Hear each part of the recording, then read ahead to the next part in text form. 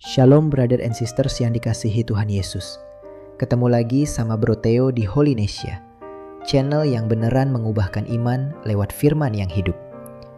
Hari ini kita mau bahas satu kebiasaan kecil yang sudah sering kita lakukan tanpa mikir dalam-dalam, tapi sebenarnya sangat berkuasa. Berdoa sebelum makan. Bukan cuma ritual doang bro and sis, tapi ini adalah senjata rohani yang Tuhan kasih supaya makanan yang masuk ke tubuh kita jadi berkat, bukan kutuk. Yuk kita buka Alkitab bareng. Ada dua cerita yang kontras banget, dan ini akan buka mata kita kenapa doa sebelum makan itu penting banget. Pertama, cerita Nabi Elia di 1 Raja-Raja 17. Elia lagi lari karena ada kekeringan hebat. Dia sembunyi di tepi sungai Kerit. Gak ada makanan, gak ada orang yang bisa bantu. Tapi Tuhan bilang, "Aku sudah memerintahkan burung-burung gagak untuk memberi makan engkau di situ." Dan setiap pagi dan petang, burung gagak datang bawa roti ke Elia. Makanan paling sederhana, paling biasa, roti kering dari paruh burung. Tapi makanan itu suci karena langsung dari Tuhan. Tidak ada niat jahat di roti itu. Tidak ada ritual sesat. Itu makanan yang disucikan oleh firman Tuhan dan oleh penyediaan Tuhan sendiri. Sekarang bandingkan dengan cerita yang terjadi di sebuah istana di masa yang sama. Ratu Izebel memberi makan 850 nabi palsu, 450 nabi Baal, dan 400 nabi Asyera. Mereka makan di meja makan besar, makanan mewah, daging pilihan, anggur terbaik, disajikan dengan penuh kemewahan. Tapi makanan itu tidak suci. Kenapa? Karena dibuat dan disajikan dengan niat yang salah.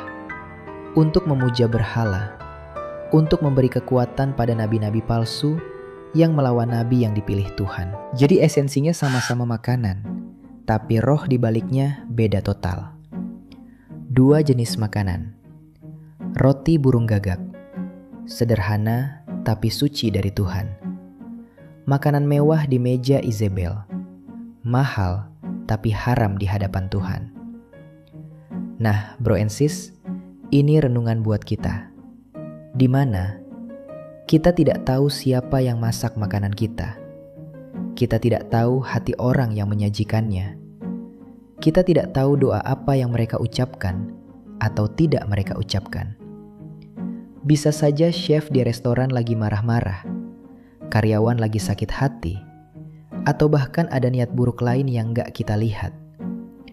Termasuk kalau kita makan di warung atau pesan online. Kita kan bayar, kita merasa ini hak saya. Tapi rohani dan spiritual itu beda. Makanya Tuhan kasih kita senjata doa. 1 Timotius 4 ayat 4-5 bilang dengan jelas, "Sebab segala ciptaan Allah itu baik, dan tak ada yang harus dibuang, asal diterima dengan ucapan syukur, karena semuanya itu disucikan oleh firman Allah dan oleh doa." Jadi setiap kali kita mau makan, di rumah, di restoran mahal, di warteg, di mall, di kampus, bahkan di mobil, kita hening sejenak dan berdoa, "Tuhan Yesus, aku mengucap syukur untuk makanan ini. Sucikanlah makanan ini dari segala yang tidak berkenan di hadapan-Mu. Sucikan tangan yang membuatnya. Sucikan niat orang yang menyajikannya. Dan biarlah makanan ini jadi kekuatan buat tubuhku, bukan racun buat rohku. Izinkan makanan ini memberi energi buatku untuk memuliakan nama-Mu. Dalam nama Tuhan Yesus Kristus, kami berdoa. Amin."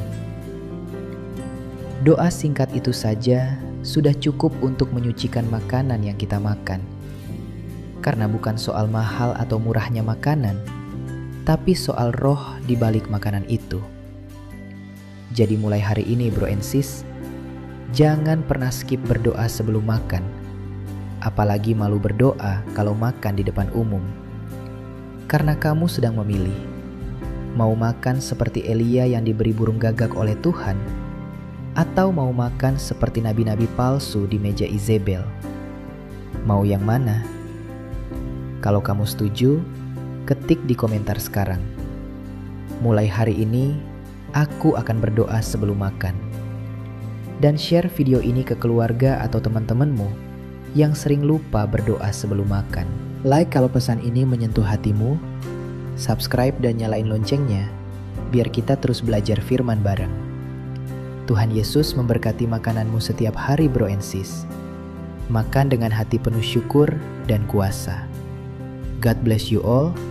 See you in the next video. Holy Nasia, let's grow in faith and shine bright in Christ. Amen. Shalom.